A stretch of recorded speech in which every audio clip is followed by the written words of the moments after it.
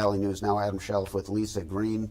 Lisa, thank you so much for joining us this morning to provide an alert, a first alert weather day, not necessarily today, but it sounds like for the weekend. Yes, heading into the weekend, we've got another clipper moving through. And these typically aren't huge snow producers, but they do bring about a chance for snow and wind with them. And we know that can be impactful for us. Absolutely. Yeah. Yesterday we had, some snow return. I had 1 inch to 2 inches of snow. This is going to be more than that. Not necessarily enough for a winter storm warning or anything, but enough to affect travel. So again, we have first alert weather days for Saturday and Sunday with that potential for moderate snow and that wind picking up. So a couple of details here that we'll get into, and then we'll take a look at more in depth at timing. But the timeline here is late tonight for some of our western viewing area, continuing through Saturday when I expect to see a lot of our more accumulations happen. Okay. But even Sunday, some light snow, but Sunday's going to be the day that we're watching for wind.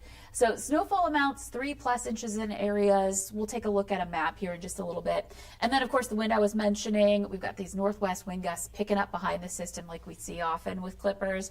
And we could get into that 30-mile-per-hour range. Wow, okay. Heading into Sunday. So impacts, of course, what you expect. Snow-covered roads, some blowing snow potential on Sunday. So that's kind of the overview of what we're looking at here for our first alert weather days. Just a quick update on where we are now. We've got some light snow showers that have been moving through in the wake of this latest round that moved through. That's going to clear out, and I think once we get into the afternoon hours, we're going to get into a nice little break here before the next round moves in. So zooming out, you can see what's coming our way. It's in Saskatchewan right now, even starting to push into parts of northwest North Dakota, and that will just kind of gradually drift into our western viewing area. So enjoy the quiet before more snow moves in. Yeah, that looks pretty ominous over here. That's a big blue blob. Yes, yeah. Technical term. Yes, unless a lot of snow lovers out there want to see this, but if you're a traveler, you probably don't want to see this weekend. And that timeline is unfortunately falling during the weekend here. It's late tonight. This is 9 p.m. Starting to approach some of our western viewing area, the Devil's Lake Basin. And that continues on into the overnight hours. We're zipping ahead here overnight. This is 6 a.m. tomorrow. Now, give or take a few hours here, but in general, we're looking at morning hours starting with some of those scattered snow showers, maybe some more moderate bands happening in the morning. So this is the time I would expect to have snow building up on the roads, issues with travel starting to develop more and more as that snow accumulates. So that's Saturday morning. Moving on into Saturday midday, we start to see more of this spread eastward, but still some ongoing scattered snow in the valley, the heart of the valley here. So, over time we go from 6 to noon and we're still seeing snow over a course of 6 hours. That can add up. It becomes a little bit more scattered to isolated, but it's happening still. And by 5 o'clock, that big blue blob starts moving eastward toward Duluth, still affecting some of our Lakes Country viewers at that point. So that's kind of the main accumulating snow going on here. And so this is 5 p.m. Saturday. Notice how there's going to be times where we're not getting anything. So this is not going to be a constant snowfall throughout the entire weekend. But the potential's there. You can see some wraparound snow starting to approach the Devil's Lake Basin Saturday night. And so some of that isolated to scattered snow activity drifts in. And you may be noticing these arrows. That's the wind that I was talking about. And so this is 11 o'clock Saturday night. That wind starts to pick up. And we watch that, isolated snow continue on. This is Sunday morning. We're seeing some stronger winds in the lighter green colors here. And I'll show you our winds in just a moment. But so this could combine with some of these snow showers to reduce visibility with blowing snow. And then we have picked up some snow from Saturday. So that could get picked up and stirred around. Some ground drifting going on for Sunday morning. And then moving on into the rest of the day on Sunday, our snow chances really dwindle. It's just going to be some wind now. So that's what this map is. This is our wind gust planner. So Saturday, this is Saturday around noon. You can see we've got some wind gusts, but it's not terrible. The low may move right over us. And so that means ahead of it, we've got wind out of the south, and behind it, we've got wind out of the northwest. So as that low is directly overhead, oftentimes we kind of get a relative calming going on until that northwest wind kicks in as that low moves eastward. So you can see some places only seeing gusts into the teens, midday, afternoon. So these are gusts, not temperatures. Yeah, wind gust planner, yes. Very these are good. gusts, Okay. yeah, sorry. Okay, so yes, wind gusts, and you can see they're on that lower end, not too bad into midday, afternoon on Sunday. But again, there are those northerly, northwesterly winds kicking in Saturday night, starting to see some gusts into the 20s, We're going to zip ahead more into the overnight hours. This is after midnight. This is going on now into or Sunday morning rather. And so then it really gets a little windier. Yeah. So this is a concern. The snow is pretty much done, but if that snow is a little bit lighter, more easily picked up, it will get blown around a lot more easily.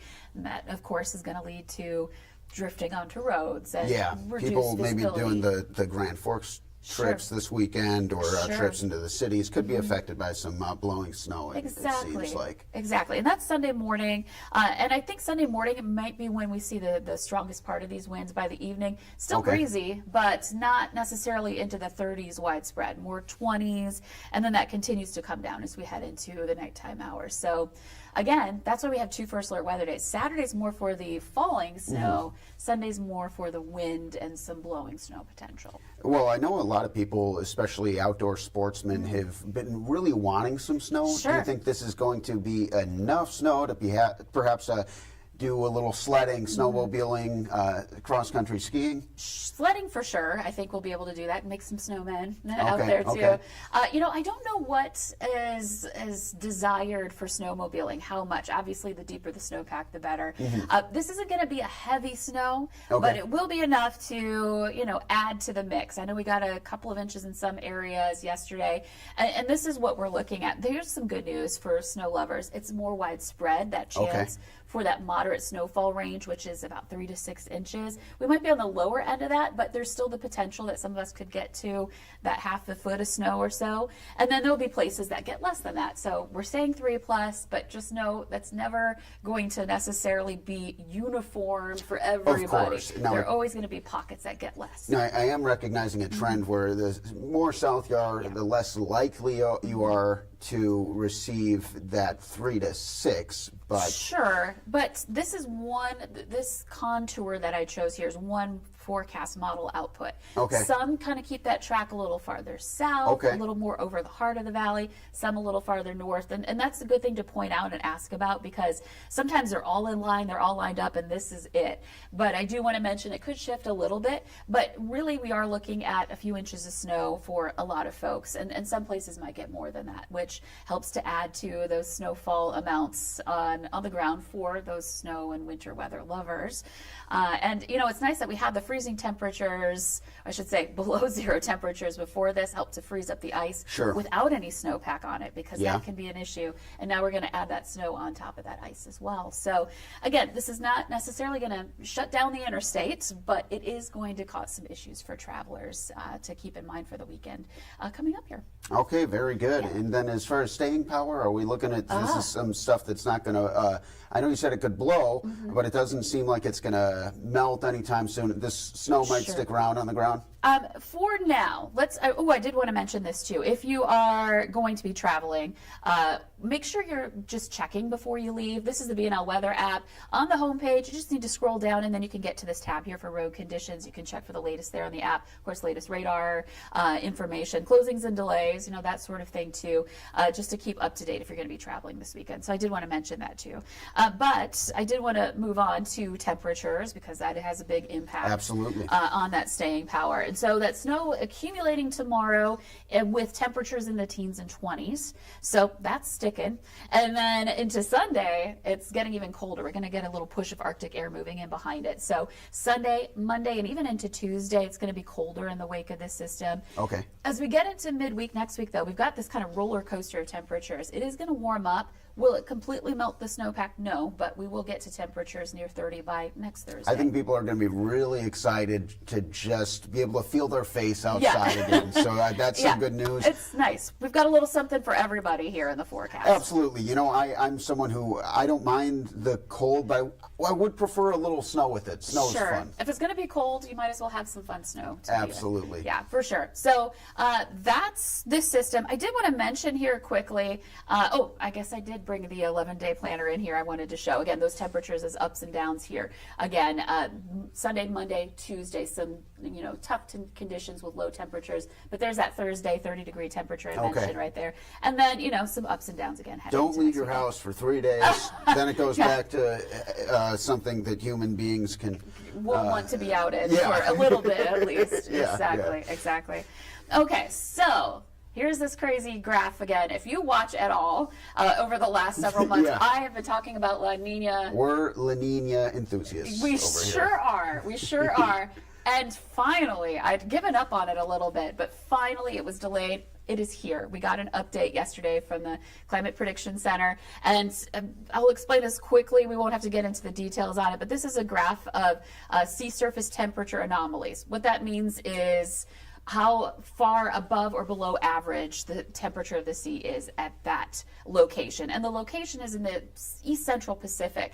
And we watch those temperatures because when it's warmer than average, we get El Nino conditions because it impacts our weather and around the globe. And then when we get La Nina conditions, when we're below average by a threshold of 1/2 degree, then we expect to have La Nina weather conditions. And we finally reached below that We 1/2 finally got there. degree. We And finally got we there. said it's coming. It was like the Game of Thrones. They keep saying Winter La is Nina coming. is coming. You know. Yes, it it's is here. And Yeah. just a quick reminder, La Nina, it doesn't always happen exactly that way. We know the atmosphere is always changing, and not every situation is the same, and not every La Nina is the same. But just a reminder, again, I mentioned the temperatures in the Pacific. When you get a La Nina, those trade winds get stronger. They're blowing that warm air at the surface to the west, and so then you get cooler conditions in the eastern Pacific that rise here. And this influences our weather. When you have colder sea surface temperatures, that can affect whether you see storm development or not, and it affects our jet streams and our Okay. patterns. And so that puts us in this typical La Nina pattern of colder than average temperatures, and oftentimes we do get more precipitation too. The temperature is more of a factor when it comes to La Nina. But here's the thing. It's a weak La Nina. It took forever for Yeah. it to develop. It's weak, so its influence is not going to be as great as it could be, and so that allows other weather global patterns to affect our weather too. So it's going to be interesting to see how this unfolds this year. Excellent, Lisa. Thank you so much for the update. Everyone, stay safe out there. Have a great weekend, but make sure you're careful on those roads. Looking out for that blowing snow. Anything else you'd like to add? No, just that. Stay safe, stay warm, and just know that you might be doing a little shoveling this weekend. Thanks for tuning into Valley News Now. We'll see you next time.